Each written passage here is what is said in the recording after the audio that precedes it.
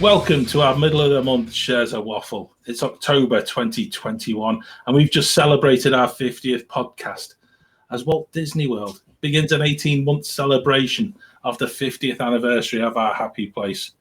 So what better way to continue the magic from our very own live show that started October than sharing a waffle with a friend? First of all, let me welcome my fellow wafflers who have taken 2 weeks to recover from our 3-hour live extravaganza and the podcast release both on the same day. And if you missed either of them, make sure you go and check them out. But welcome, Ben. How are you? I'm good. How are you? Yeah, I'm good. Only just recovered. Yeah, it was a 3-hour long stream. It was like, I still can't get over that Kelly walked in the what was it, the confectionery through the exit. Yeah, and I've got to say, so many messages about so much love for Kelly that even my kids turned around on Saturday morning and said, "Who's Kelly?" It's just like, oh, you don't want to know, so she'd be a bad influence. Yeah. Oh dear. I've also got Claire. You probably just heard as well. Hiya, Claire. Hey, you John. all right? Yeah, fine, thank you. Have you recovered from the Kelly experience? Do you know what? I've recovered from the stream, but maybe not from Kelly's hilarity. I have to say, every single person who's contacted me after that show has said they all want to go on a night out with Kelly. Yeah. So yeah. I think that maybe that's in the offing at some point. I think we were probably very thankful that we only started at 3:30 in the afternoon US time. I think if it was 8:30, 9:30 in the US, I could see where that was going. But anyway, we're going to welcome our guest. Show, John. It is. We're going to welcome our guest for this show. And how do you introduce him? As an actor, a photographer, a Disney fan, or possibly as someone who is accidentally derivative? I'm not sure which of these is closest to the real person, but welcome to our friend Marcus Vowell. Good. Thank you very much. It's great to be here. Lovely to speak to you. How would you best describe yourself then? I'll let you put us on the straight path to begin with. This is I don't know if this is the straight path or a path to destruction and regret. But I describe myself as, I don't know, just this guy, you know. Not that guy. We're not at the monster. Not that guy. Not that guy. This guy. Not that guy. That guy. Whoa, we don't talk about that guy. I do, you know, like you said, actor, that's kind of mainly my background. I started acting when I was 18 years old, and I haven't yet stopped. And everything else kind of splits out from that. My sort of performer outlook, I guess, kind of goes into the podcasting and even the photography and all of that stuff. So I guess that's me. Yeah, but I also don't like to talk about myself. I was trying to show it off in a way, because I do like to do my homework before we do these shows and stuff. So you've got a website, and so you actually put it out there. You've got the list of acting gigs that you've done is quite something else. So they're too long to mention within the conforms of this podcast. But then some of your photographs as well are on there too, and I think that sort of, especially your Walt Disney World pictures, is something that I think I certainly buy into. I know people who listen to our show who are massive on the photographs. It's one of those things that I think everybody's got just that little extra spark when it comes to our happy place, that you're going to get a camera and you suddenly become sort of enabled to do all kinds. So yeah, I think that's quite nice. You're just this guy. That's really good. Claire, I think you've got a much better description than I've managed to put together. So, no, do you know what? I was thinking about it, and I was saying that Marcus was sort of catapulted into our lives in July 2020, in the midst of lockdowns, breakdowns, close downs. I'm not sure what they were. But you teamed up with an acquaintance of this show, Jason Knapp, to create Accidentally Derivative. So it's a weekly-ish ish podcast, and I've tried to explain. It's always Jason's fault if it's not out this week. Obviously, yeah. So I tried to explain lots of times to my friends and family about accidentally derivative, or AD, as I always abbreviate it to, because it's really long to type. But, you know, yeah. And I tried to explain what it is, and try to explain the theme and the point of it, and it always falls back to two middle-aged men having a bit of a moan about day-to-day stuff that irritates them. That's kind of where it comes to. And it's as exciting as it sounds. As I say, you're very welcome to use that as your strapline in the future. Thank you. I just wrote it down. Yeah. I'll give you a shout out on that one. Yeah. So to explain accidentally derivative, I have to explain my life up to this point. So if you've got a minute. But no, I was living in Scottsdale, Arizona, and my partner is a dance photographer, and she, while the Scottsdale area is very nice, the sort of the population that makes up Scottsdale is either really, really old or really, really young, and so nobody had kids in dance. And that was a problem. And we started thinking about other places we might go to give her an opportunity to have a much larger clientele. And I work remotely with my day job, so I can go anywhere. And I was like, you know what? We should really look at Orlando. Now, I am a Disney parks guy through and through from back in the day. My first trip was in 1983 when I was 10 years old. And fell in love with the place immediately, and have been back more or less every year ever since, 2, 3, 4, 5 times a year sometimes. And she was like, well, I don't know. But the more she looked at it, the more she realized that there is, like, every major sort of circuit of dance competition has one here, and dance is massive here. And so she was like, well, now that I'm looking at it, and I was like, and so we move here, and we move time is just not a thing anymore. In the fall of 2019, we moved out here. We actually started in mid-August. We kind of started our dry run, and we rented an Airbnb out here for a week. And she put out there on Facebook targeted ads that she was doing shoots here, and she booked up within 24 hours. And we're like, well, there's a sign. And so we started looking around for places we might live, and we found a place in Winter Garden, and we made an offer on it immediately, and they accepted it, and we bought a house. Like, we didn't even know that we were going to look for a place to rent, and we ended up buying one when we were here. And so we completed the move in the 1st or 2nd of November of 2019. Well, not the best timing, right? Yeah. So we moved to Orlando. Finally, I can throw a rock and hit Cinderella's castle, and then Florida closed.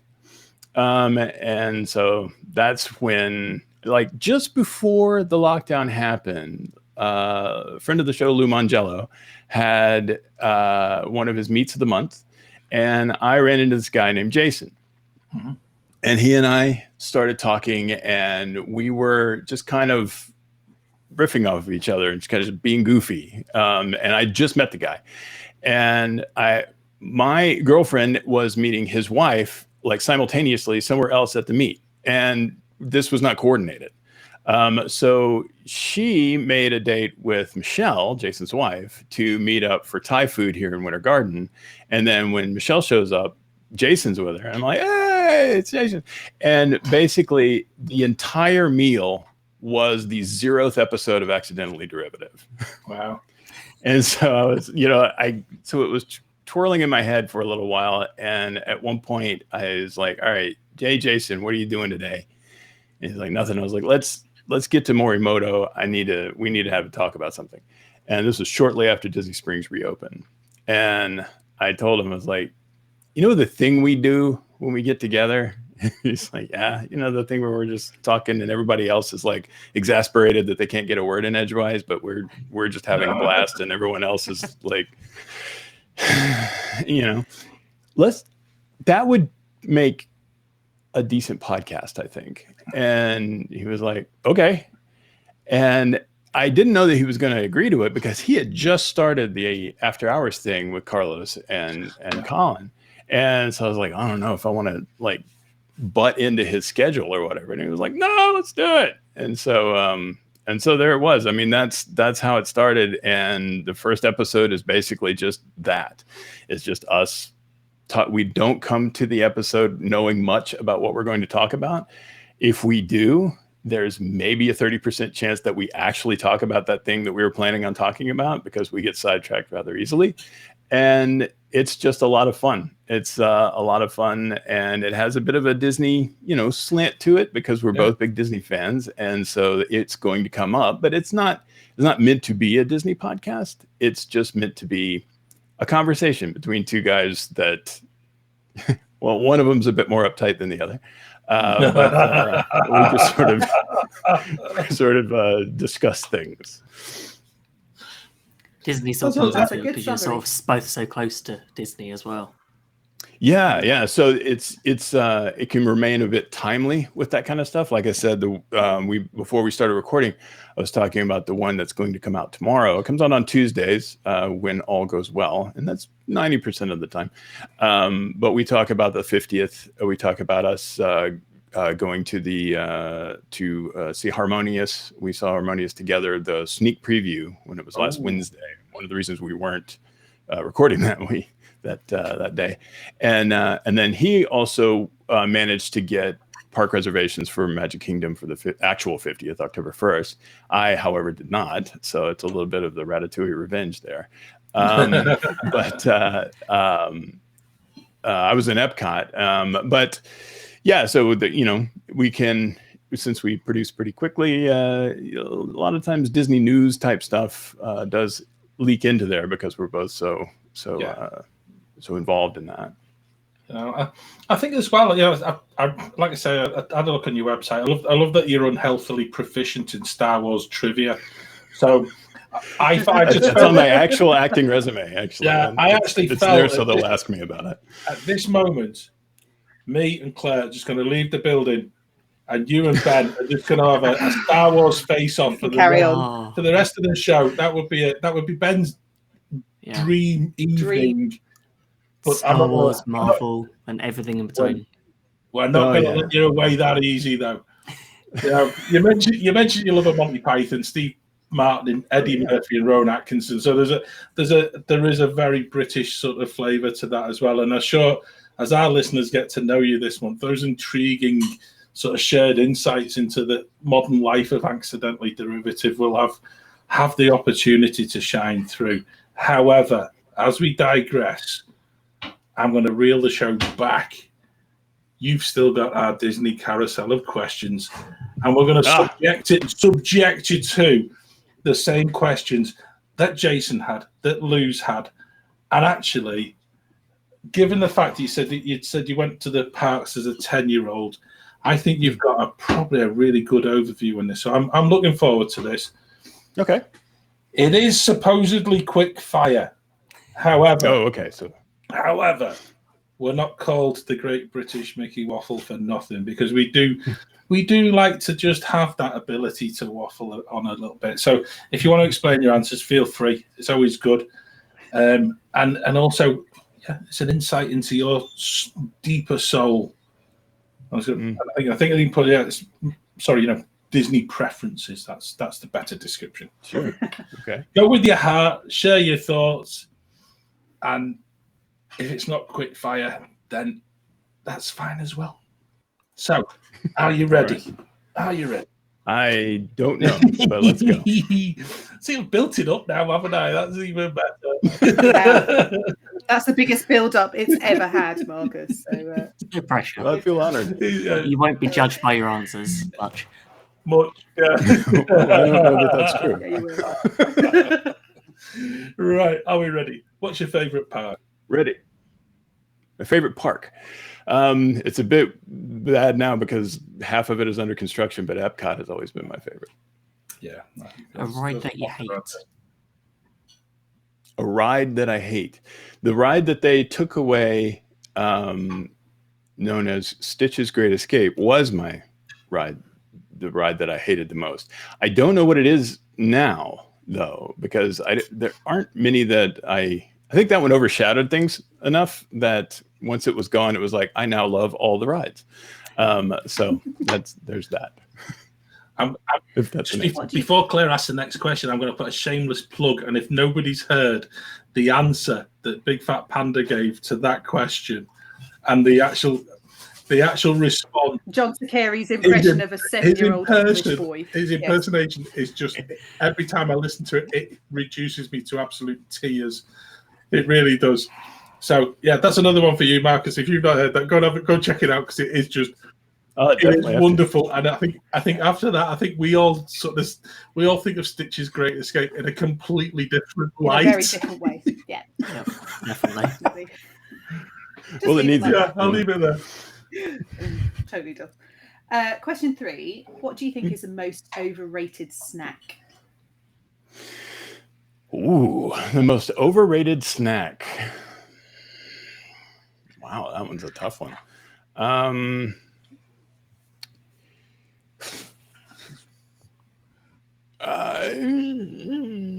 Overrated snack.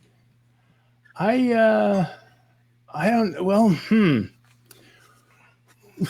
all the ones I can think of that everybody hypes up really a lot. I really like the Dole Whip, for instance, or the Mickey's Premium Ice Cream Bar, or like school bread from Norway. Like, that's really good. Now, I have had actual school bread from Norway. I was in a place called Baker Brun in Bergen, and that is it is a little better than the Epcot Norway stuff, but still good. I don't know that I get into the popcorn as much as everyone else does. Okay. I'm just going to ask. We've had some interesting answers to that question, because someone, who was it? It was Barry last month talked about the spring rolls in it, the spring roll cart in Adventureland. They're overrated. Yeah. And the turkey leg, which was a bit of a shocker. Turkey leg comes up frequently. Oh yeah, no, that one's I hadn't even thought of that. Yeah, I would put that one in there too. Yeah. It doesn't really count as a snack, does it? It's like a huge family. It's like a family It's like a family bucket. Oh dear. Right, what's your favourite transportation mode at Walt Disney World? Ooh, the monorail, hands down. Ever since I was a kid, the monorail, like, okay, as a kid, as I mentioned, I big into Star Wars. I was also big into Star Trek. Still am on both. And that's one of the reasons why Epcot, I think, is still my favorite, is when I walked into that thing when I was a 10-year-old, and I am now in Star Trek. This is future, literally future world, but it is also future world. And the monorail solidified that so much, and I enjoyed being on it just to be on it, and that's always been my favorite. But an honorable mention definitely to any and all boat transportation. I love boats. Yeah. Okay, question 5. What is your favorite table service restaurant? Table service restaurant favorite. Boy, you guys like to hit me with the hard ones. Oh, doesn't that there's too many options? Yeah, it is. It is a sort of paralysis of choice thing. I think probably the one that off the top of my head immediately, if I was doing sort of a Rorschach word association kind of thing, which Rorschach isn't word association. Never mind. The first answer that popped into my head was probably Via Napoli. I love Via Napoli. It's so good. And for whatever reason, Jason goes there and doesn't get pizza. So no one understands. I have no words. Yeah. No. Via Napoli, I agree with you, is an amazing restaurant, and it's obviously so good. Husband's family are Italian, and it feels Italian. The atmosphere, it's loud, it's boomy, the acoustic is enormous, and then you've got people shouting, big tables, all chatting away, and it feels like you're in Italy. It really does. It feels like it's just the bustle of everything, and I love the three big The coal Dix ovens fired and such. ovens. Oh, so neat. It feels Love good. it. It's far more traditionally Italian than the other restaurant just over the square. So definitely, I agree with you. I love Via Napoli. Which is a resort that you haven't stayed at but would like to more than anything else on earth? More than anything else on earth. I have visited this resort a number of times, but I've never stayed there, and I would have to say it's the Wilderness Lodge. It's beautiful. I love it. It's probably my favorite, but I've never actually stayed in a room there. Yeah. Oh, Lots of Animal people say Kingdom that. Lodge, a very close second. Yeah. Good choice, like that. Here we go. Special Wafflers question. What's your favorite car park? I would have to say the Lime Garage at Disney Springs. See, they go. Yeah. You never fell for it. You never fell for it. You see, you've done. That's because Marcus has got British family. Yeah, so he knows on that. You see, you can't catch him out. Spiritually, I'm British right here, man. Yeah, he's one of us. Exactly. None of this catching out the American fun. What? It's just watching Lou squirm when we mentioned car park, and it's like he doesn't know what it is. Oh, really? Oh, yeah. He hit the keyboard to Google it. This is like a dog park. You take your car out there. So that's what he's trying to work out. What you. Yeah. Anyway, come on. Okay. Question 8: Typhoon, blizzard, or volcano bay? Ooh. I think Blizzard Beach. I think I like it. I like the theming. I like the slides that are there. I don't know. I mean, honestly, all of them are fun, but so I'm not sure I even need that amazing feeling of Summit Plummet. It really is. That's the one that you lose your swimwear, isn't it? Yes, not right. It just kind of becomes rather tight. And you get a procedure that you usually have to pay a doctor a lot of money. I don't know if you want to keep that in. Oh, we can keep going on that one. I tell you, Summit Plummet is one of a kind. It really is. You just it's definitely not my thing. Yeah. Oh, and paying doctors money, that's an American thing. Yeah, we don't do that. We don't do that in Britain. That's it. They don't get paid enough. There you go. I'm not sure I even need to ask the next question, but because we're doing it properly, I will. So, Galaxy's Edge or Diagon Alley?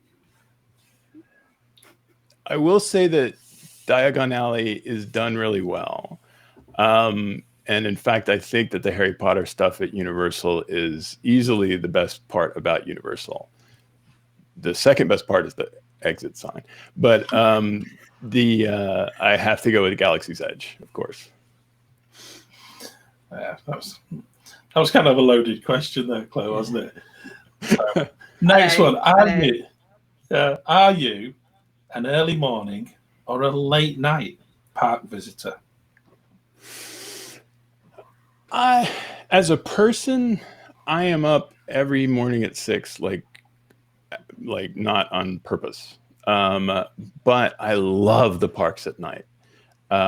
It's a completely different, like all 4 of them are completely different parks at night than they are in the day. And I prefer the nighttime, not just because, it's Florida and nighttime is going to be 3,000 degrees cooler than the daytime. But just the lighting and the especially any area that uses like gas flamey lights, that sort of flickery glow that things have, like there's areas of Adventureland that are like that. And then around World Showcase, whenever the illuminations torches are on, I love it. It is so beautiful. And when we're talking about the parks, I like to be there late night, more than early morning. But early morning has its beauty too. And if you're a photographer at all, that's the time to be there. Yeah, very much so. Okay, question 11. Keep the magic or backstage detail? Key to the magic or backstage detail? I've done neither one, to be honest. So whichever one whichever one gets me deepest into the backstage areas. I am somebody, like, a lot of people don't like to have the magic sort of like broken for them.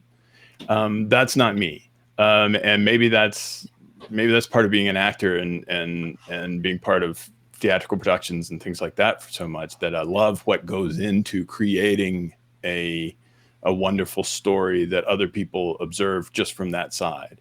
And so I want to see how they do these things. I want to see how that magic is made. And it's fascinating to me. And I would love to be part of that. You know, like if I don't know if I'm skipping ahead to a question you're going to ask me later, but like a dream job as being an Imagineer creating these things, being part of what makes that magic for other people, that would be amazing. I would love that. Would that be your ideal job if you were to work in Walt Disney World? Absolutely. Being on, using whatever part of my knowledge and experience that might add to a ride with the Imagineers, either through theatrical stuff, like I was big in technical theater as well, so lighting and set design and things like that is a thing that I'm trained in, and then, you know, some bits of information systems stuff too, so that doesn't sound as fun, but just being part of creating a ride, like having one of these rides be something I worked on, and then seeing people and watching people ride it would be just amazing. Are you one of, sorry, I'm digressing, John. Sorry, I'm finding this. That's good. Like me, but when you're on an attraction, you're always looking at the stuff they don't want you to look at.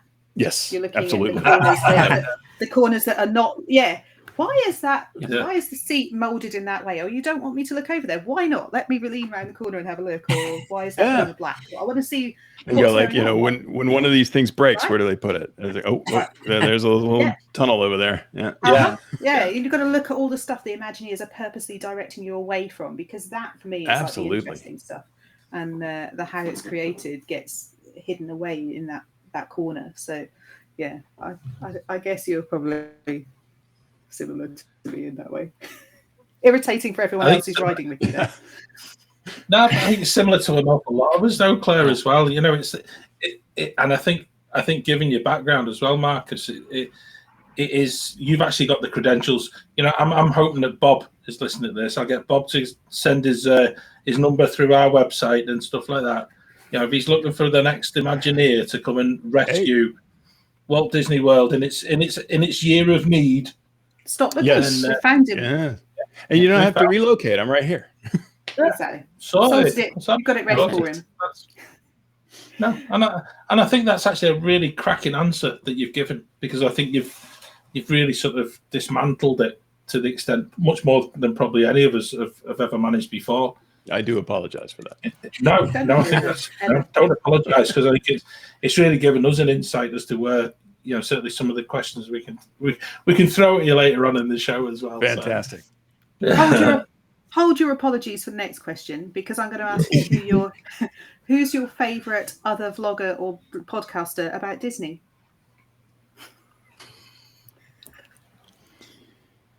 Skip.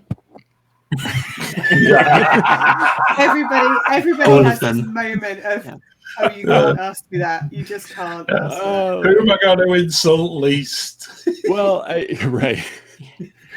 Well, Jason knows I love him. Or at least he's supposed to. But I will tell you this, that I've been listening to Lou since 2007, I think it was. And I got a job, like I had just graduated with my master's degree in information systems, and I got a job in information systems at a local community college. And we had a thing where we did a lot of workforce development, where people would come in after work and learn Excel or learn whatever. And so one of us in that team had to be there until the night classes got out. And every Wednesday, I was the guy that had to stay there. And I was like, well, I'm going to be in here and nothing is going to be going on. I'm going to find podcasting really hadn't exploded at that time. And so I had already gotten the Walt Disney World trivia book.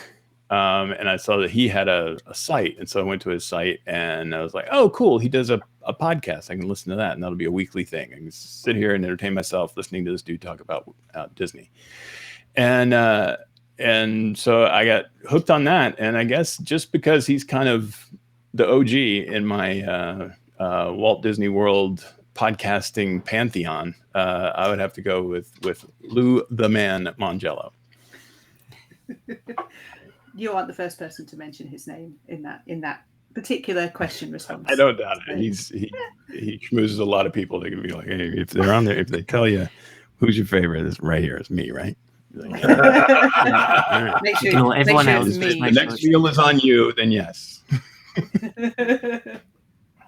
Yeah, I think it is such a good one. I know we've said it before, and I think it's acknowledging Lou's role. You said it before. He has the ability to bring people together. Definitely. And I know that you've said about your meeting with Jason, but I'm certainly aware that he facilitated the meeting of Carlos and Colin, and that whole spotting that sort of talent pool and spotting those sort of links in people. And I think as well he continues to reinvent himself, having sort of he's up to 600 and odd, I think it was at last count, podcasts. Something crazy. And so much more. And to be able to keep going for so long and to actually keep it fresh and still be. That doesn't happen by accident. So certainly. No. And I've never met a more genuine person. He and I have just had lunch, the two of us, a couple of times, and he's just as warm and personable when cameras and microphones aren't pointed at him as he is when they are. And he's just an all-around good guy that cares about people. And that's one of the things that draws me to him, is because of that genuineness and the caring about other people thing. When I hear him talk about these things and he kind of chokes up a little bit or whatever, then I'm like, yes, that's exactly it right there, is that when you have that vulnerability when it comes to caring about other people, and like you can't stop yourself from showing that because you feel it so powerfully. That says a lot to me about who you are, and that's definitely Lou. Oh yeah, that's lovely. That's lovely. That I'm gonna ask you another question, which again is a little bit skewed for you because you live so close. Okay. To Walt Disney World. Think back before you moved. However, on site or off site? On. even now, automatic response. Boom. Yeah, even now, even though you live so close. Well, now maybe not. I mean, it's that would be quite expensive, right? But yeah, when people like, I've been the guy people, and I'm sure everybody on this recording is the same way, is anybody that is friends with you comes to you for Disney advice when they want to go to Disney. And I'm certainly have been that guy for 700 years.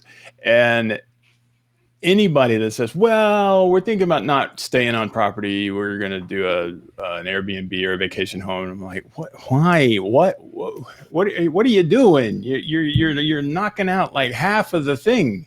And so I usually browbeat them and guilt them and bug them until they actually make it. I was like, just do All-Star Music. All-Star Music, that's fine. That works. But it's to me is no contest. If you're coming here from elsewhere, then definitely on property is the way to go. Fabulous. Okay, we've got 2 more questions, but this one's quite controversial. It's split amongst. Well, I'm trying to think. We first asked this a long time ago, And I think I can't remember. Who did we first ask it to? I don't know. I can't remember. I It don't just know. sort of But happened, didn't it? there's a lot of people no longer on my Christmas card list. Yeah, that is true. So, Finding Nemo or Festival of the Lion King? Ooh, Finding Nemo is the more traditional theatrical musical production. However, my sort of love for the Lion, I mean, don't get me wrong, I love them both immensely. But I find the performances, the performers, the songs and all of that of Festival of the Lion King that's the one I go back to more, I think. I do love Finding Nemo, and what they do with the sort of marionettes and all of that, the costuming on that is, I mean, to say that one's amazing is not to say that Festival is not amazing. The costumes there are wonderful. So that is a hard one. I can see why that would be a controversial question, but I have to just slightly favor Festival in that one. Yeah. There you go. That's it. Don't expect that poster for Christmas, mate. What I like is that you've chosen the same one as Jason. Yeah, well, Yeah. You know. Darn! Now I changed my Change answer. it back. Change it to. It is. It's like comparing apples and bananas, isn't it? It's just. It really is. Yeah. Two completely different shows, and Is actually. that a saying, John? I always thought it was like apples and pears. I don't like apples and pears because that's apples and bananas is not a phrase. I They're completely different, aren't they? Life. Completely different. Yeah, apples and pears are more similar to apples and bananas I are. suppose. Apples and pears is going up the stairs if you come from certain parts of London, isn't it? So yeah, I'm going up the apples and pears. I can't. Rhyming. Yeah. Go on, we've got a new question. Marcus, I've put a new question in for you. You're the first person to be asked this, and it's quite timely. So, heck of a burden here. This I think it's going to be tough though. So, which is I'm ready, I think. Happily Ever After or Illuminations? Ooh. Well, see, now that you put that last one in, that has made it not a hard one. It's Illuminations, Reflections of Earth. Okay. Which goes back to the Epcot love, isn't it? That's this. Yes. I think we're onto something with this question. I think this is going to go top of the list. Let's put a little asterisk beside that and say this is the question that everyone else is going to steal. You know, because now we haven't got Happily Ever After, we can put it in. So I think it's when are we going to add Harmonious and Enchantment to that list? Next week when they finish. If you keep Illuminations on there, I don't know that the answer is ever going to change. You know what? I think that Ben, you might have a different answer to that. I would think you probably wouldn't say Illuminations. Yeah, mine's Happily Ever After. Yeah, that's again very solid. So it's wrong, but from a lot of people's perspective, but I don't hate Illuminations as much as Becca hates Illuminations. Really? I hate Illuminations. Okay, the first you time can tell she's not on the show. I know. She's not on the show. That's the reason. Right? Get a slap. Yeah, that's why. No, she sort of twisted her ankle for the first one, so she was in pain during the first time we watched Illuminations. I was enjoying that's it. by association. That's not. I know. The show's So, fault. but then we didn't see it. We didn't start going to Walt Disney World till 2013. So, and by that point, it had already been starting taking a break. Yeah, it was. It's a fascinating show, and equally, I think we all need to ask ourselves a question in one of our future podcasts, because actually, I'm still not sure what my answer would be. Well, I think Illuminations was as unique as Epcot is unique, and that fitted nicely. It works with the Epcot. Like the philosophy of Epcot, right? We are all better together, and sort of a celebration of humanity from the Big Bang up to yesterday, and it's really, really, really good. And so I'm gonna play that devil's advocate card, because I know I do it quite a lot. You went to see Harmonious. Yes, I did. Where does that fit in? It's the bottom of the list. He said Epcot Forever is above it. Why? Tell us. No, Epcot. No, in fairness, Epcot Forever was not on the list before. But I liked Epcot Forever because it, any kind of Epcot nostalgia is going to play big for me. And so as soon as One Little Spark and what was it, Energy You Make the World Go Round. Veggie, fruit. Veggie, fruit. I was like dancing to that. Yeah. And so that was great. Now the show as a whole, Epcot Forever, okay.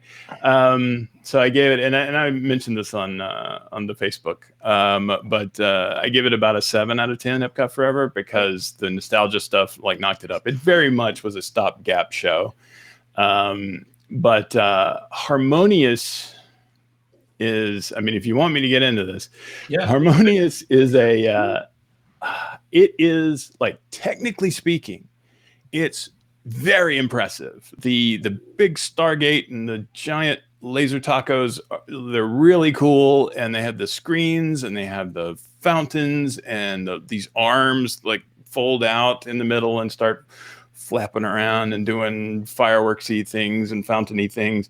And the music is well done. It's really good arrangements of these songs. They're all songs you've heard before, of course, but they're new sort of arrangements of them. They may have somebody new singing them, or sort of a rock kind of version of it, or just a lot more thundering and powerful. The Brave sequence was really cool, because I love Celtic music and that kind of stuff, and so that really spoke to me. But the problem that I had with it was I didn't feel like it was unified in a story. I didn't feel a narrative from the beginning to the end, and that's been my sort of disappointment, I suppose, with it. Like I said, it's worth seeing. It's good. It's entertaining. It's fun. But when you take something like Illuminations, Reflections of Earth, and I say that because there was also Illuminations that came before Illuminations, Reflections of Earth, which was a different show. But when you have that, and you have the narration at the beginning. Jim Cummings is amazing. Good evening, that whole stuff. Like, I would have people talk about wanting to have Morgan Freeman do their life. Jim Cummings in his Illuminations voice, that's what I want narrating my life. But when you have that, and he lays it out in this very beautiful and poetic way about we gather around the fire and blah blah blah, and and when he says blah blah blah, that's kind of strange, but you're like, okay, it kind of works. Jim Cummings is saying it, so I'm with you. It will go. Yeah. But and it takes you through, and it literally is like it starts with a big bang, right? And then it's like the history of humanity is laid out in front of you in an obvious way, and it's all original, right? It's an original song. It's original. It's a song. It's a symphony. It has movements and things, and it takes you from beginning to end. And at the end, you have that beautiful "We Go On" song that says, like, we've taken you up to now, and now let's talk about where we go from here. And it's just wonderful. It's just the concept of it is amazing. I didn't get that from this. Here's a Disney playlist from Spotify, and okay, I'm with you. We're all Disney fans. This is Disney stuff, and we like Disney stuff. Yeah. But I really don't like that they went with songs from movies. Because that's in everything now. That's all of the shows now are songs from me. It was very like Fantasmic, you know what I mean? Fantasmic had a better storyline, but it was still just, we're telling the story, but we're doing it in that kind of Mamma Mia way, where we're using pre-existing songs to tell a new story. Yeah. And this one was felt like it was trying to do that, but the story it was trying to tell wasn't as obvious. And I think maybe some narration, or a little more narration. There's a little bit, but I think a little more sort of, I don't know, guide us through this story with something. And it just wasn't there. I was kind of disappointed in it. Is there a song at the end that plays on when you walk out to the exit? with Illuminations, there's always had the song at the end that you just walk out and just that was that. I always found that was just something to finish off the evening. The Promise. Yeah. That's from that was from the whole Tapestry of Dreams thing, right? Yeah, I love that song too, and I wish, like, if you have the Illumination soundtrack, it also has Tapestry of Dreams stuff on there, and it has that song, but it has it with the vocalizations on it. I kind of wish they had the instrumental version, because I'd really dig that. Yeah, I just appreciate your honesty, because I think from where we're sat on this side of the Atlantic, to actually make our mind up, and I think as a group, we all decided last week we would hold fire until we'd actually seen it. And you should see it. Yeah, but we've seen so many different streams of it, and actually came to a very quick conclusion that, I'm not quite sure. But to speak to you, who has actually been there and seen it in person, and I think for us, it helps just tie up a little that, in a way, that instinctive sort of response that we felt seeing it, and having actually had the build up, having had the whole sort of the view of Epcot decimated across that's the other thing, right? That's the downside to this. It's just like you've got is it worth that? I don't think it is. I don't know. I think it's interesting, Marcus, because one of the things that I felt when looking at all the information about HarmonioUS and the reaction that's happened since it appeared on the shores of the lake, is the apparent lack of connectivity with the guest. It's, I'm here, I'm having this amazing day at Epcot. I've gone through this journey of what's not Future World, which is the new neighborhoods, which I can't get on board with, I'm afraid. But I'm okay with it. It's always going to be Future World, but I still get East and West mixed up. So, I suppose that's one thing. And then you've gone around World Showcase and you've experienced that amazing uniqueness of the journey around the world. And when the cast members come back on the culture exchange program, it's going to be such a different environment again. Yeah. And then at the end of the day, you'll geared up for this great big thing, and then have some movie music with some beautiful, elaborate fireworks and lasers. But just feels anticlimactic, to be honest with you. And it feels like they're making a very tangential relationship to World Showcase by having some of these songs come from a culture and then be sung in that culture's primary language. Yeah. The Coco songs are sung in Spanish, and the Mulan. Was there Mulan stuff in? Yeah.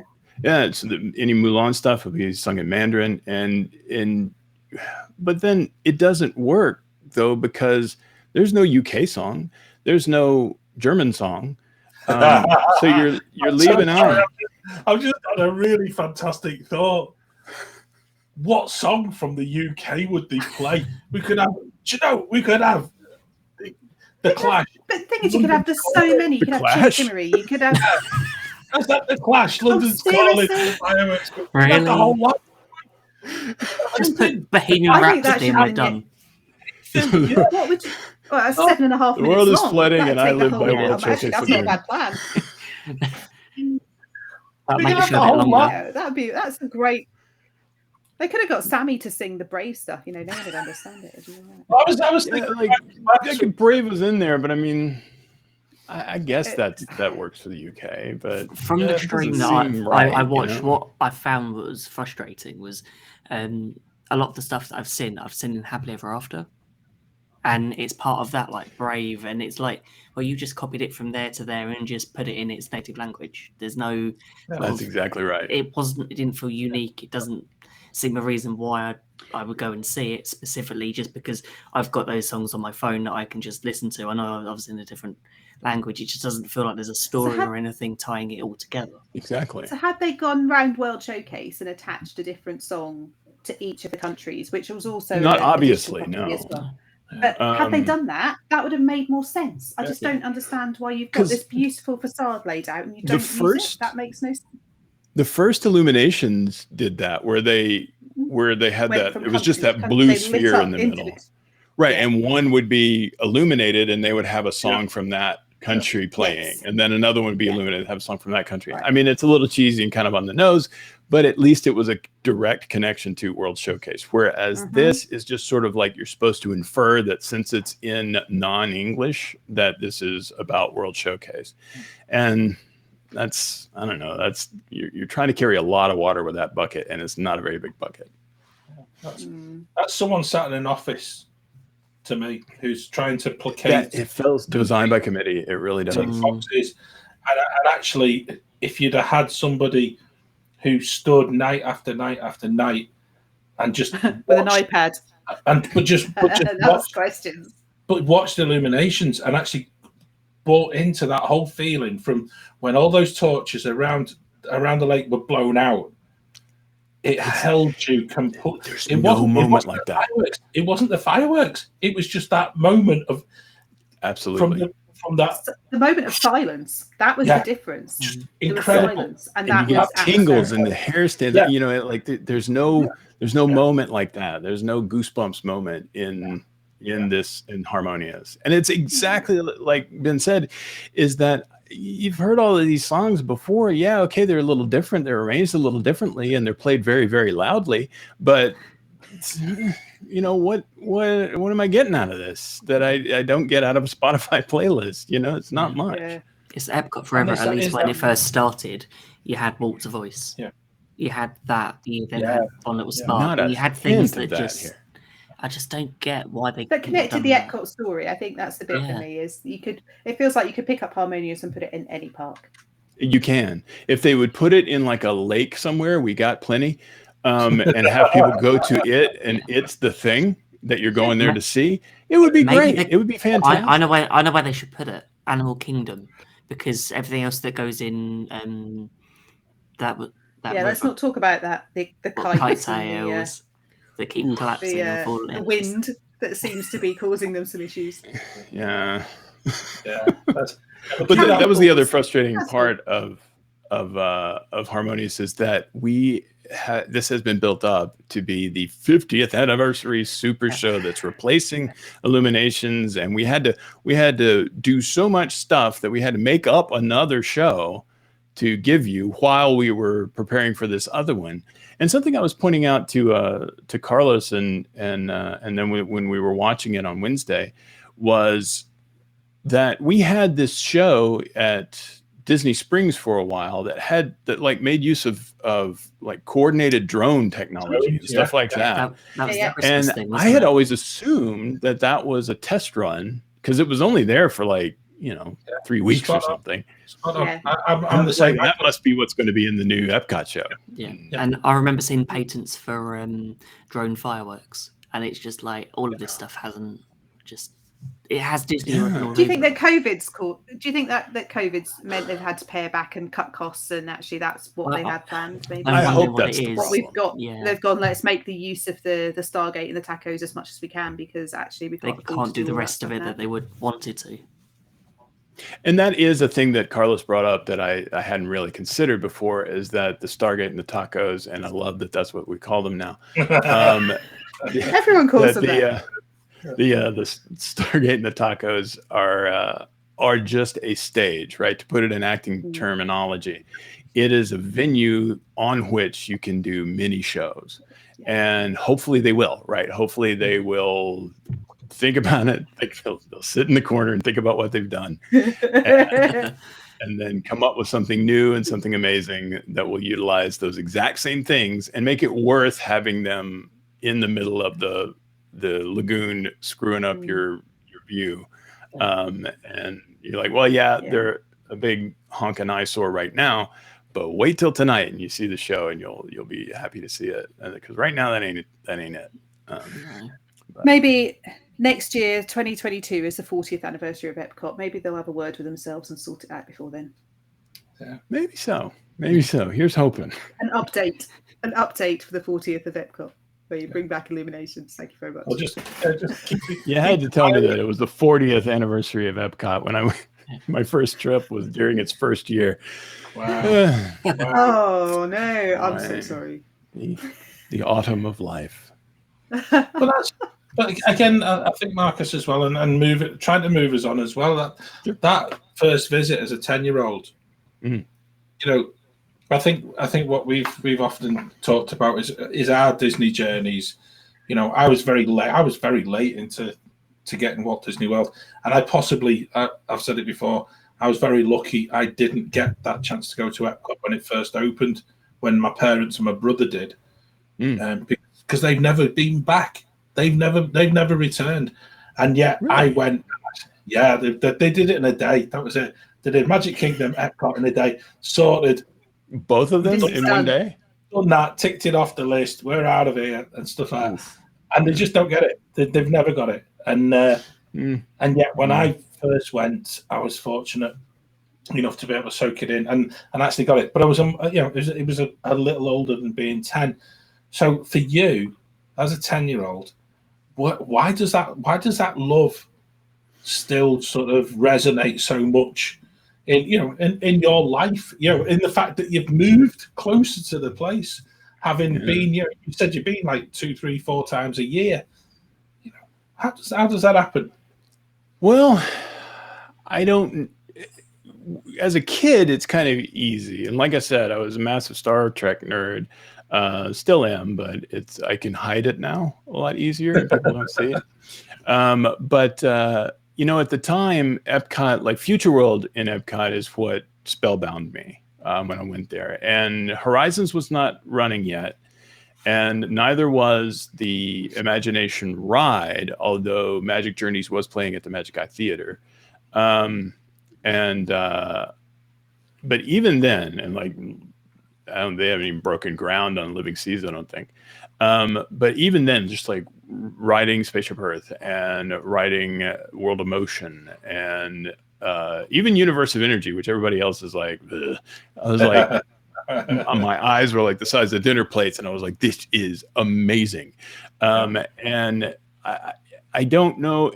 Communicore West, East and West, and going in and touching screens, and they do things. It's like magic was happening in front of me. Like the future was real, and it kept doing that. And I don't know that it's remembering that. You know what I mean? A lot of people say, well, because you loved it so much when you were a kid, you've kept that love with you. And I think to a certain extent that's true. But also, whatever it is that drew me to acting in the theater also keeps the magic going for me with Disney World, because I see it as that, right? As making that same sort of magic for other people. And that's why I'm so interested in like the backstage stuff, is because now I like not only going there to see the thing, but going there to see people seeing the thing for the first time. Like, nothing is more fun than taking someone to Walt Disney World that has never been before. And it's like you see it, you're visiting it for the first time, you're discovering things the same time they are, and seeing how they react to it is just phenomenal. And even if I don't know you, like, not that I grabbed some poor guy at Kmart. I was like, hey, you're coming with me, buddy. Wait till you see the magic I have in store for you. But that doesn't go over well. But just like going there and just, doing the thing, the people watching thing, right? And seeing all the people when they see the cool thing, or when they are riding, riding the Navi River journey with you, and they're like, it's because I love that ride. I know a lot of people are like, ugh. But the thing is like, once you get to the Navi Shaman, that is like a technological wonder of the world. That shaman is phenomenal to me. And if the ride would break down and I could just stare mesmerized at the movements of her and all of that, I would really be happy, because that's an amazing technological advance right there. But it's that, right? It's not just the thing, it's experiencing the thing, and how experiencing the thing changes you, or at least changes your mood or your current state. And sometimes it changes your permanent state as well. And you leave with something in your head, one little spark, if you will, that wasn't there before, and that's what keeps the magic going for me. Is that? Yeah. I think that's something we can all absolutely connect with. Particularly, I would say for me, having not been able to go for over 2 years, I feel like that little spark is just like getting dimmer and dimmer and dimmer. And I just, it's like reaching. It's reaching over the Atlantic. It's like the embers of a spark at the moment. And I just feel like as soon as I step foot, even just on the aeroplane to get there, but as soon as I set foot in a park, it will reignite and I will feel better. Yeah, completely. And it will be overwhelming. But I think that there is something about being there, seeing other people's reactions to something that something that you already know how you're going to feel, and you can anticipate that's a feel good moment, or that's an exciting thing. And actually, you're not watching that; you're watching them watching that. Yeah. And that is a really, and sometimes you don't even need to be there. You have a message back from someone that you said, make sure you don't miss this thing. And I've had a friend message me going, "Thank you so much for telling me about that. Otherwise, I would have missed it." And that made. And you see the all caps, and you're like, "Yes, right. I can still do this." And I think that I completely appreciate that moment of how it does ignite something. It does create a feeling, a warmth, an experience that nowhere else really does. No. Mm-hmm. And I was worried. It crossed my mind. If I live 20 minutes away from it, is that going to finally kill it for me? And it has not. It like I said, it's a different sort of interaction with Disney World now that I have than when I used to, because it's not a situation where I am under pressure to see and experience as much as I possibly can, because I only have 5, 10, 11, 25 days in order to do it. It's now a thing where I can go for the afternoon. And when I leave, it is not devastating to me, because I know that I live just down the road and I can come back. And that is definitely new. That makes being in the parks have a kind of a new feeling, but it's just as exciting. It's just as fun to be there. And I think it's because of that, right? If it was just about experiencing the rides and experiencing the buildings and the things that are there, that would be one thing, but you're also kind of empathically experiencing the people experiencing these things as well. And that stays fresh because it's always new people there. And there's always going to be some people that have been there a million times like me, or there would be somebody that you see those guys with the first visit button and you're like, oh, you guys are in for some stuff.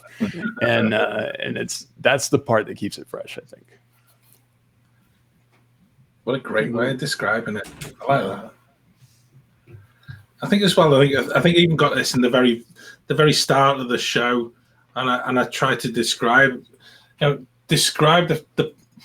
very essence of Walt Disney World, and it is our happy place, And I know when Claire's saying it's a place that we're longing to get back to, but actually, it is a lot of people's. It's just a space where you can go and you can be happy, and you can lose. In a way, you lose yourself from.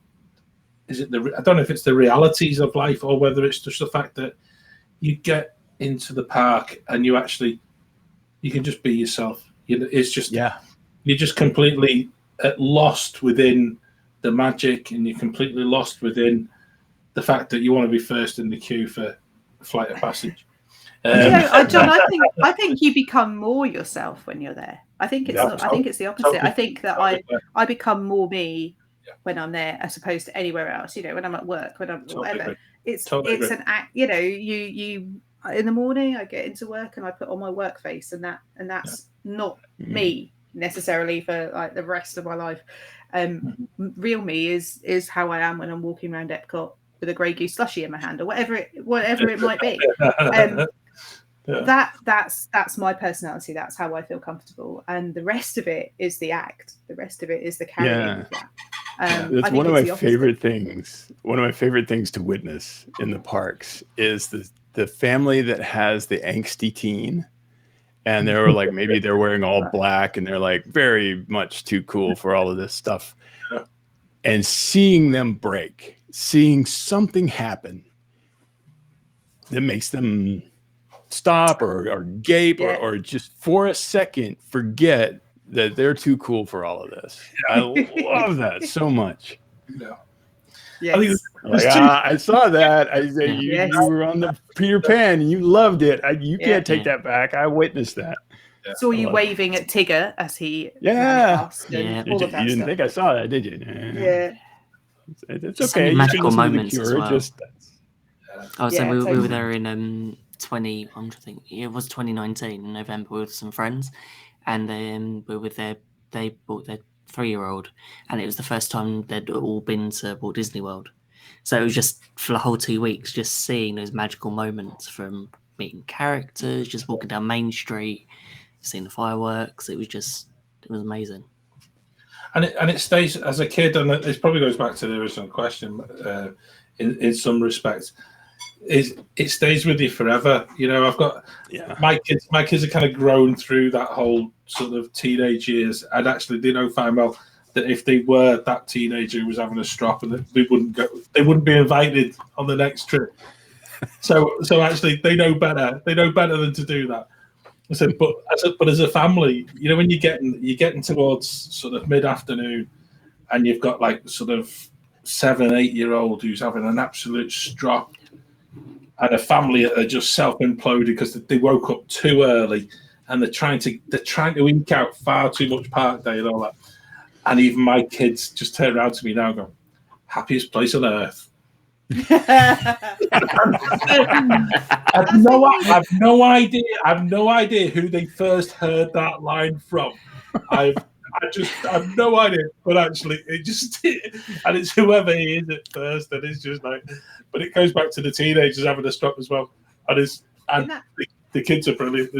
They'll have kids on that as well, and unfortunately, they will do ride photos. You know, with people who are just too cool to pose for ride photos. And if you're next to somebody like that, then my kids are actually just the case that they just do the "I'm going to sleep." Yeah. And it was just, you've got to do it because it's that's what we're all there. We're all there to share a bit of magic, a bit of fun, and to just do things that are just sort of childlike, which is what Walt actually intended everything at Walt Disney World to be. Children of all ages, that's what they say. Yeah, absolutely. So let's move on to. I want to talk a bit more about accidentally derivative if we can. Okay. And you explained the history of it. Now, how do you get through a recording and decide what to keep in and what to take out? Do you edit the conversations heavily, or do you just ramble? And what's in the show is in the show. I do no editing whatsoever. That's not entirely true. I choose when to start the show with the cold open, as they say, and then where to put the sort of opening music, and then where to stop it. And that's the only editing that I do with that show. This last one, Jason's internet connection was not terribly great, and his audio track got a little off from his video, and I did have to do a little editing for that so that he didn't look completely crazy.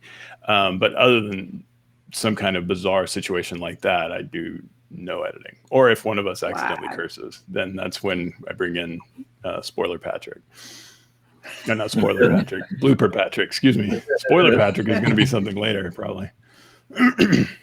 But that's really interesting because the shows run for about an hour and 20 minutes, something like that, don't they? That most of them are around that length, and you're obviously very comfortable with each other, and you can get on and just literally talk about anything. And you send, you talk about the fact you send pins to each other, and presumably they're things that you think, actually, I know someone who can have a rant about that. We don't do that to John because we know that he'll have picked it up anyway. But some of the topics that you've covered they're so diverse, and I know that we talked about it before we started recording, like the dishwasher loading, extreme dishwasher loading. The episode that I still go back to and has me crying with laughter, I think it's episode 6 or 7, where we talk about Craig and Greg. Yeah, 6. Yeah. You know what? I've listened to. You probably got 1 million listens to that because of me. And actually, I played it to. I actually played it to my son in the car, who's so Morgan's 18 and a half, and he finds that particular episode truly hysterical as well. And it's just one of those I just can't get enough of it because it makes me laugh. Just the hilarity of the situation and the extreme response of the fact that this child turns up and, well, that's not the right kid. You know, that's, if you haven't listened to it, go back and listen to episode 6 because it's amazing. Yeah. It's like, well, it's not bad for Greg. Yeah, exactly. The absurdity of the situation is so funny.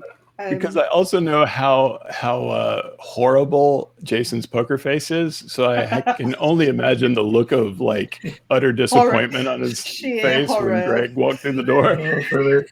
There's no masking that. That kid knew exactly what the deal was. But you know, you've spoken about prices for the Premier Access passes and the new lightning lanes and you know, Disney charging your freedom to be able to ride an attraction, which made me laugh probably far more than it should.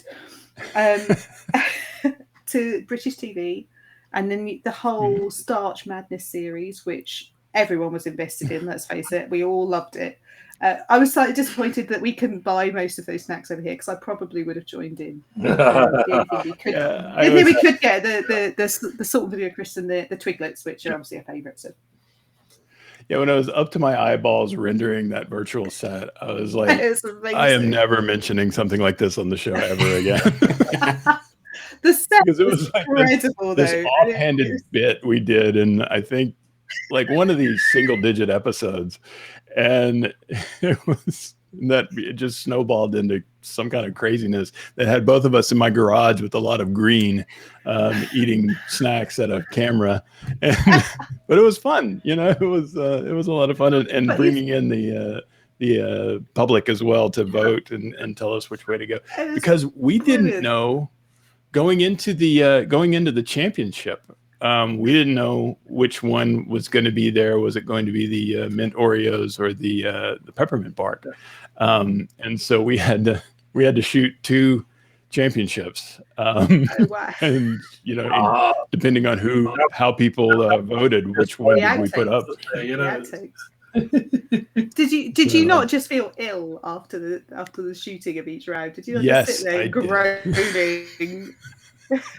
Especially the first one, because we started with 32 for some reason. Why did we do that was a good idea? And the very last one was the one we had the mochi from Japan. That's like this sort of mushy, like it almost tastes like mashed potatoes or something. Yeah. And it was like the heaviest thing, and it was after we had already eaten like 31 other crazy foods, and it was just like, so I don't know, did you like this one? Yeah, that's fine. No from me. There you go. Are we just glad it's over? See, and that was this me. one really quickly. I was going to suggest you do like a holiday special Starch Madness. I thought it'd be really good to do a Christmas one. Well, definitely starting earlier next year. Oh, what a thought, wouldn't it? Like a proper Christmas. Because Starch Madness, we ended up, what was it, like June 30th that it ended? It's like, so maybe get it closer to March next time. But yeah, definitely a seasonal one. Maybe you can do it shorter. Yeah, I could do that. Yeah, and he talked about there was this. We have an idea in tomorrow's show that I think we're going to do. We have to do it before Food and Wine stops, and I'll go ahead and spoil it for you. That we're both going to take a big old hoagie roll into Food and Wine, and then using the different things you can get from the different kiosks, because they're all little amuse-bouche like things. Yeah. Create the weirdest sandwich we could possibly make by adding all of these things together. And then we started pondering, like, all right, do we choose our own or do we choose for one another? Oh, that's horrible fun. And so that's an idea that's still kind of swirling around in both of our heads right now, that we may do a video thing on that. That sounds awesome. epic. Yeah. There'll be spam in there somewhere. That is going to be.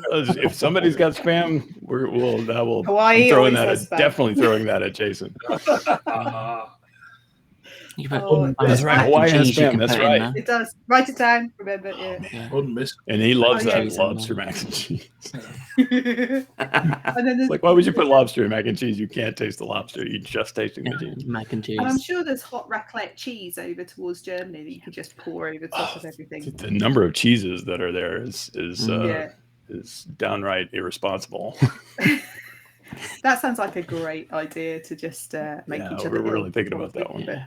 And if you thought we were wiped out at the end of the first round of Starch Madness, this is a couple of escargot in there for good measure. We talked about that. I'm not the biggest escargot fan, so I know that's going to be one. If we do for each other, that's going to be top on his list for me. I think that some ground rules being laid is like no, no rules. All rules are off. I think there's been a bit of pre-planning there. Don't make me don't make me do that.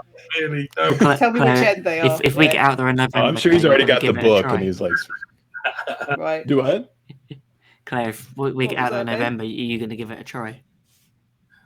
Yeah. And I'm not playing that game. Absolutely not. Come on. You're a special guest. Yeah. Yes. Claire just watch. Carry the vomit. Claire will watch and just sort of laugh from afar. Accidentally nauseous. Definitely. Yeah. Yeah, exactly. New name for that episode. Yeah.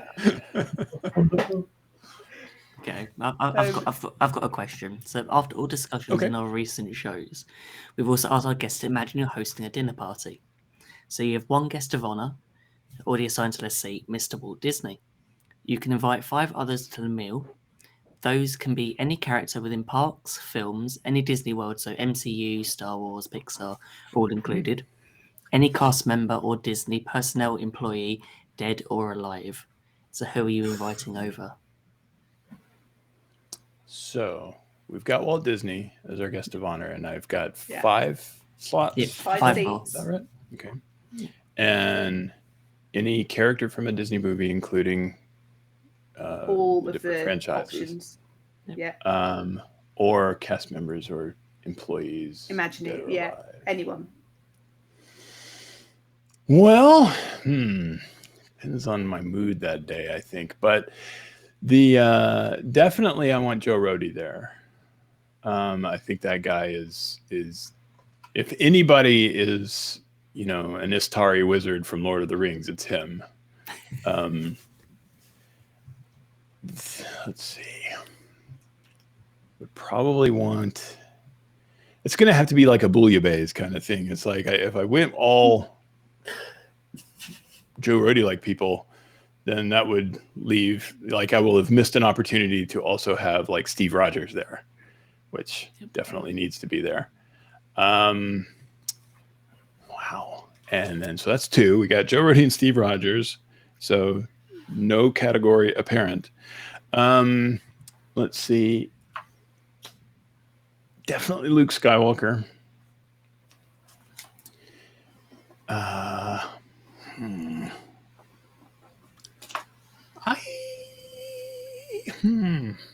Trying to think of somebody from animated area there that I would want. I don't know what my favorite animated movie is with Disney. It's definitely Pixar has always been my go-to with that because they're just so good with story, and maybe they should be the ones to come up with the Epcot Harmonious thing. But maybe.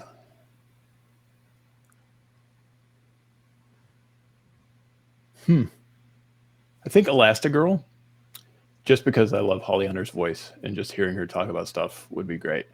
And then finally, if we're going to have Walt there, I want to have Roy there too. Oh, cool. That's brilliant. Love that. Oh, wow.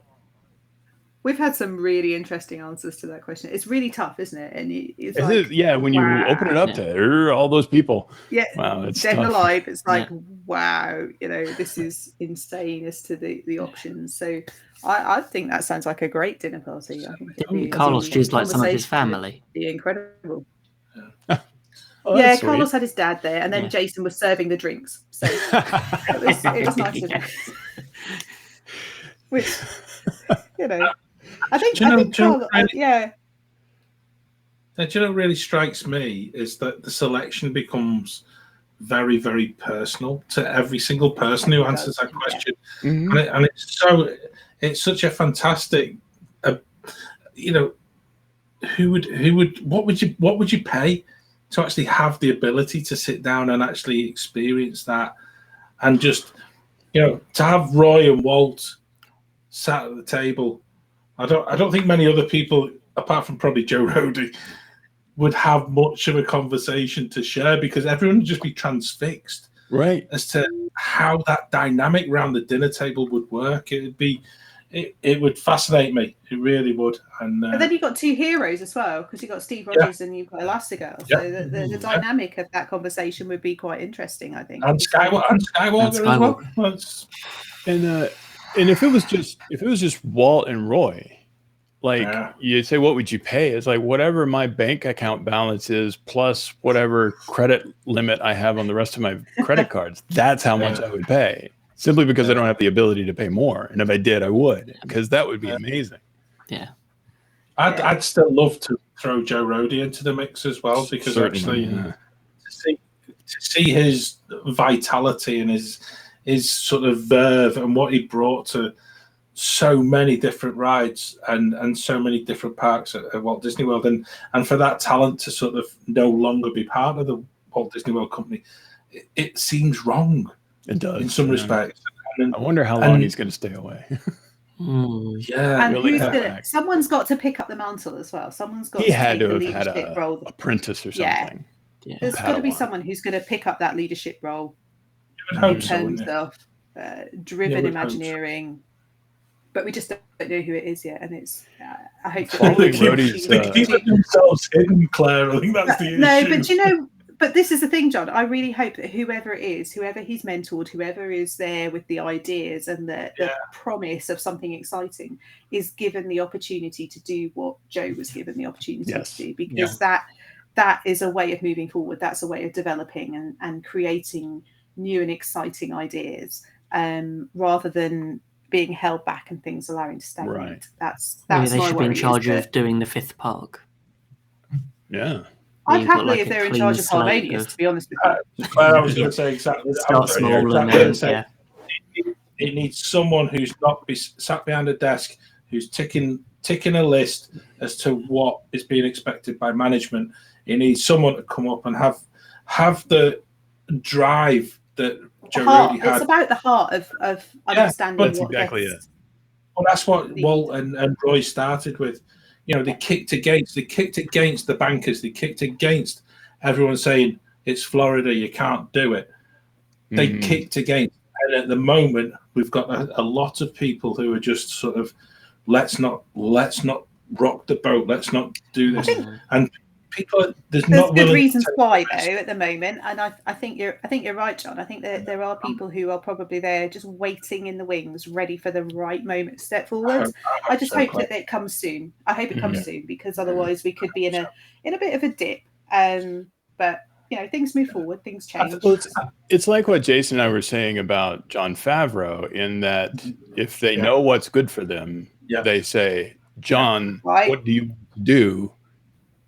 Then which go of these do it. properties would you like? There's no borders we're needing you to stay within. You do whatever you want to do. We'll give you the money for it. That's exactly what they should do with Rody, or whoever Rody has decided is his successor. Just like, all right, give me everything you got. What is it? And let's do it. Let's go. Totally. And if you want to take the Russo brothers with you, that's also great. Let's all play together. And if you want to give Marcus Vowell a job along the way, as part of that team, I tell you what, I'll be in charge of saying no. I'll be the guy that keep things in control. I promise you, we'll stay within the lines. No worries. I'll tell you what, Marcus. Let's get the great bitch Mickey Waffle to send your CV to our very good friend of the show, Bob Chapek, who is at the end of my phone and my text messages repeatedly, and I said, we know just the man who can. and we'll sort it for you. We'll only take 20% of your earnings for the next week. Gladly given. Are we starting up an agency now? Now we're talking, John. Yeah, that's all right. Yeah. That sounds not like as a big good a cut plan. as my agent. I'm surprised I sold us short, guys. Sorry, 20%. Let's up it a bit. We'll go 35. You said 20. Too late. You've said it now. It's out Too late, there, and it's being recorded as well. Yeah. Exactly. I'm not having you negotiating anything for me in the future, John. I'm just saying that. Goodness me. Oh, dear me. I tell you, Marcus, do you know something? It's been so much fun just having you on the show. Loved it. Getting to know you and actually, in a way, just welcoming you personally into this group of amazing friends that we've actually developed on the Great British Mickey Waffle, and it is such a delight to know that as we move forward as a show, you're also moving forward. You've got loads and loads of exciting things. So our listeners will desperately love to know where they can follow you and just enjoy the content that you produce, and where can they find you? Well, the show is at accidentallyderivative.com. We do an audio only and a video release. So there's a podcast and there's a YouTube channel, both. The YouTube channel does not yet have the super cool custom URL. So everybody click that subscribe button. So look for us there. Personally, my photography stuff is on Instagram at Vowell Photo. I have vowellphoto.com, which is a sort of an up and coming thing that I'm doing. I am kind of kicking it off with this release of a panoramic shot I took a while back in August of 2020, right? Like fairly soon after the parks reopened, before they put up Stargates and Tacos, of the World Showcase Lagoon and all of the countries around it. It's a nice super wide kind of thing. And Jason really kind of went nuts over it. I have it printed in metal in my office, and he was like, dude, that's amazing. So I was like, I wonder if, people would dig that. And so I'm offering that. I'm getting a test print, and this should be in tomorrow to make sure that everything's balanced right.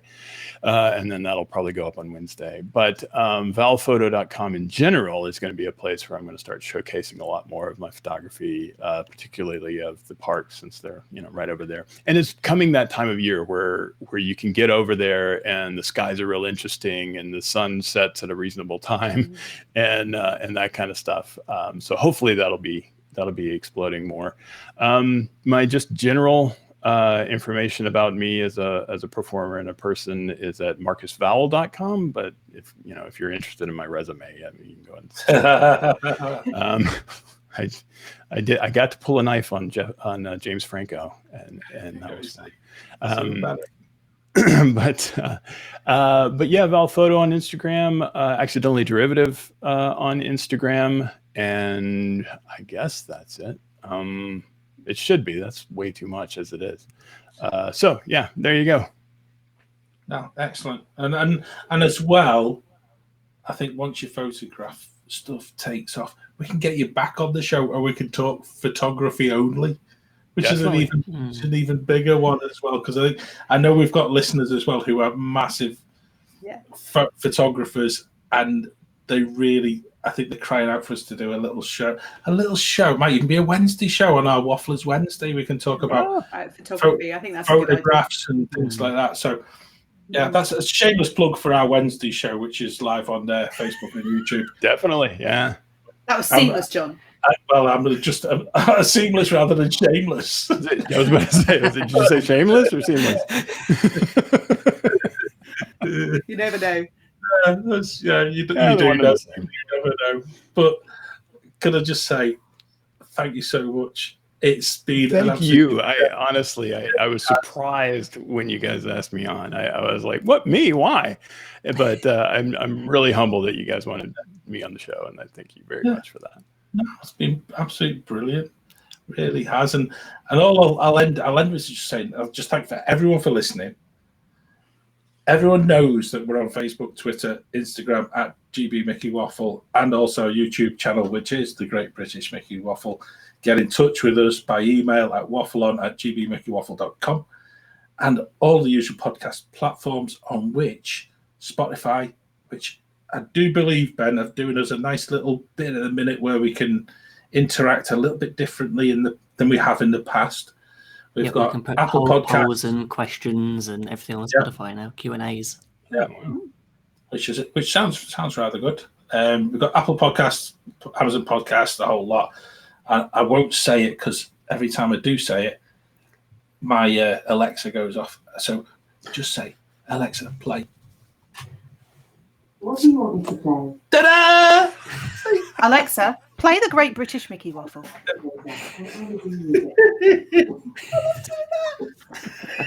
Irritates everyone. Sorry. Alexa, Apologies to subscribe anyone to who's- Accidentally Derivative. Apologies Right. to anyone who's actually listening to this on loudspeaker Set and mine not off now. headphones. I know. You've got to take every opportunity you can. I know. Alexa, stop. Yeah, it's just Oops. sorry. Oh well. This modern world we live in. I do love it. I really do. Anyway, but apart from that, we have got loads of stuff on our website. If you're listening to this on day of release, we have got loads of stuff coming up. We've got a November podcast out, 1st of November. We're not doing our live show, which is usually third Friday of the month for October, because we did it on the 1st. So go back and check that out. As I already plugged, we are every Wednesday on YouTube, on Facebook. If you're listening for the first time, love it if you can subscribe. Go and check Marcus out. Go and check out all the stuff he's got coming out. And when you've actually listened to the whole dishwasher stacking monologue, come back to us, get in touch with Marcus, and we'll go from there. I think that's the only Blades thing. up or down. It's really simple. Blades up or down. No, don't. I've been Big trying so issue. hard. Been trying so hard to keep this in all night. It's just it is. I just lose it every time I hear that. Marcus, thank you so much. Thank you, Ben. Thank you, Claire. This has just been an absolute delight. And there's only one thing left to say. Until the next time, waffle on. Waffle on. Waffle on. Waffle on.